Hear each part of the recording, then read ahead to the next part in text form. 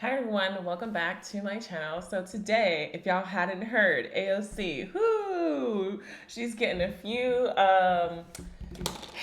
words from her own constituents in her party, and like Rand Paul and so many others who at the start of the Ukraine and Russian war was like, why are we in this? This is not our doing. This is Russia and Ukraine's beef. Let's stay out of it. Why are we sending more and more of our American dollars over to Ukraine? At some point, Russia will, say, hey, you guys keep putting more and more and more money, giving Ukraine more weapons. At what point do I now consider you our enemy? And this is very true because so many people on the left, so many people who, and a lot of my friends, you ridiculed me for working for Raytheon, you ridiculed me for working for Boeing, you ridiculed me for working for our government when it comes to weapons, but yet you guys are the ones asking for war and you don't even know what you're doing. So without further ado, let's go ahead and watch AOC literally get her ass handed to her in her conference, and she has nothing to say other than you're being rude.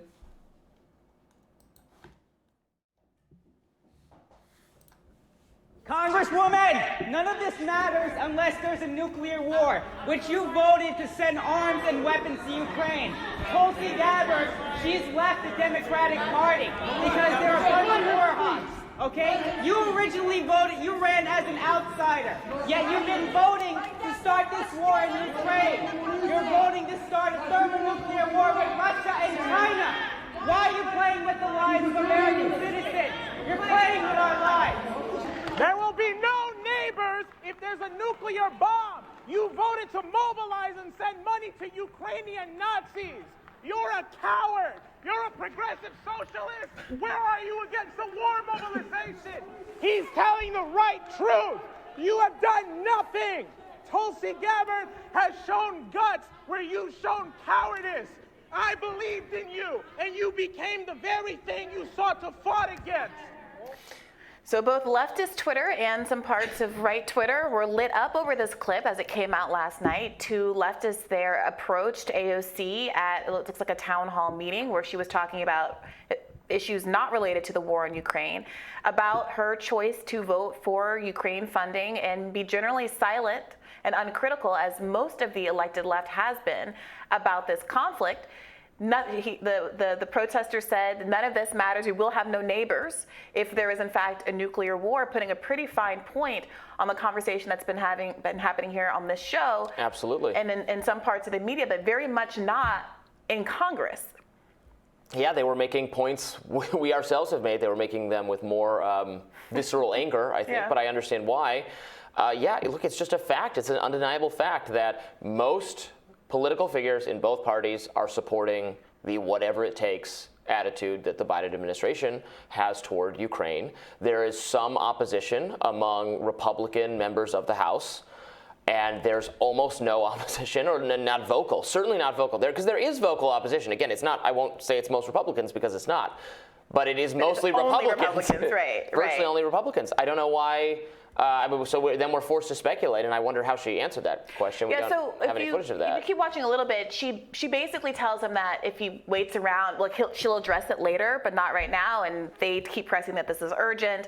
Why can't you talk about it now? And she says to them, well, because you're being rude. You're being rude to everybody else who's here. And I don't know the full context of how this meeting was going, or if other people in the room were in fact bothered by this interjection. If I had been in the room, I would have happily ceded my time or whatever line there was to ask questions or whatever, because this is, I do think, a really pressing issue. And I think you're seeing that kind of visceral approach in part because folks have been ignored trying to press this issue with progressives in the House and in the Senate for a while. It would seem like a no-brainer for them to be more vocally against this. They have no, obviously AOC, the squad members, et cetera, Bernie Sanders, they have no problem with criticizing the Biden administration. They criticize them. They used to not.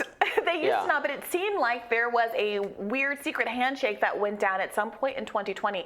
Look, AOC used to be a person who said, I would rather be a one-term congressperson than to forsake my values. I'm paraphrasing here, obviously. Yeah. But when she was recruited to run, she was recruited with the stated purpose of having an adversarial relationship to the Democratic Party. She herself said at some point during the 2020 primary season that in any sane country, she and Joe Biden would not be in the same party.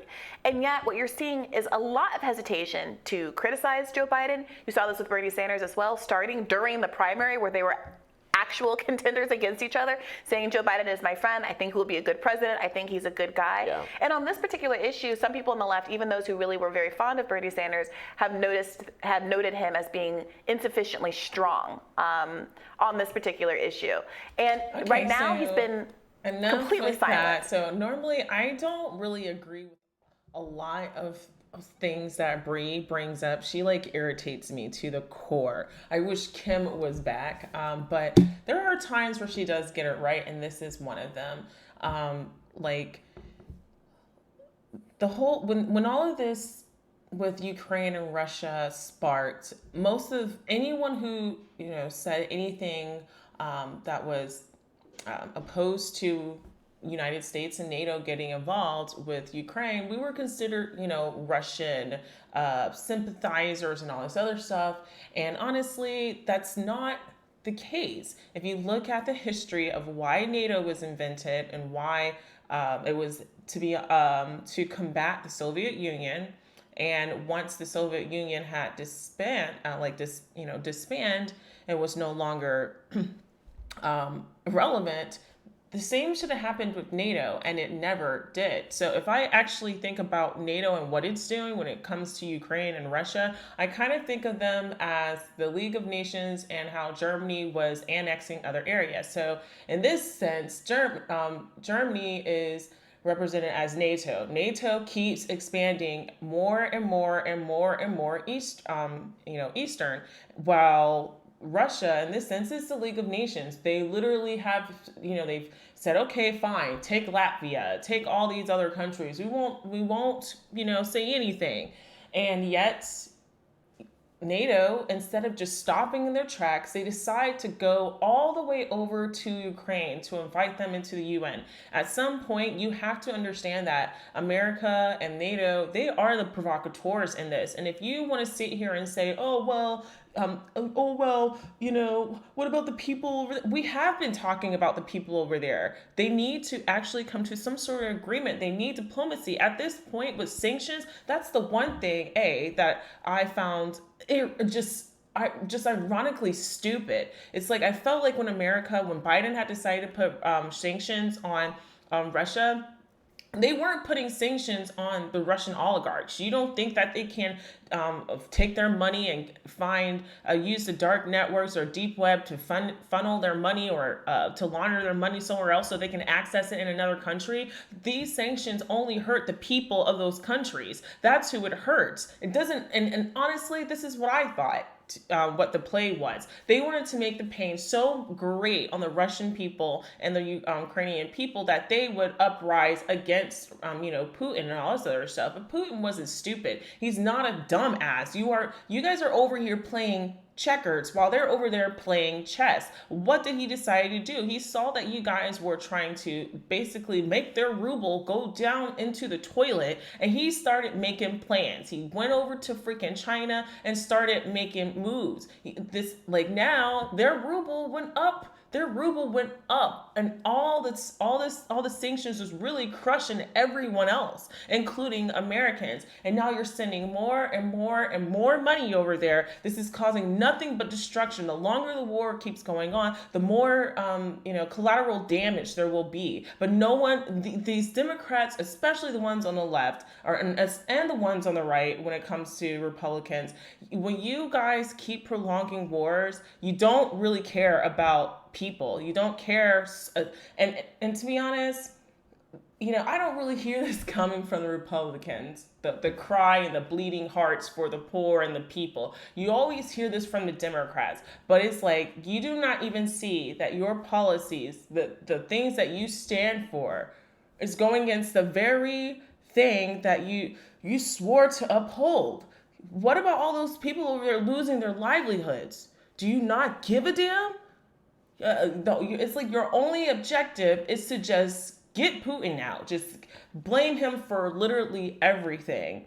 And that's why I think it's just a travesty. I'm glad people now are waking up and realizing that no, we were not Russian sympathizers. We were worried about basically nuclear war. You are really trying the patience of these individuals, and the more America and NATO keeps pushing this, the more damage is going to be done, to the point where there might not be, we might cross over the point of no return. And like this gentleman said, when a nuclear bomb goes off, it's going to hurt everybody. Okay? It's going to hurt everyone.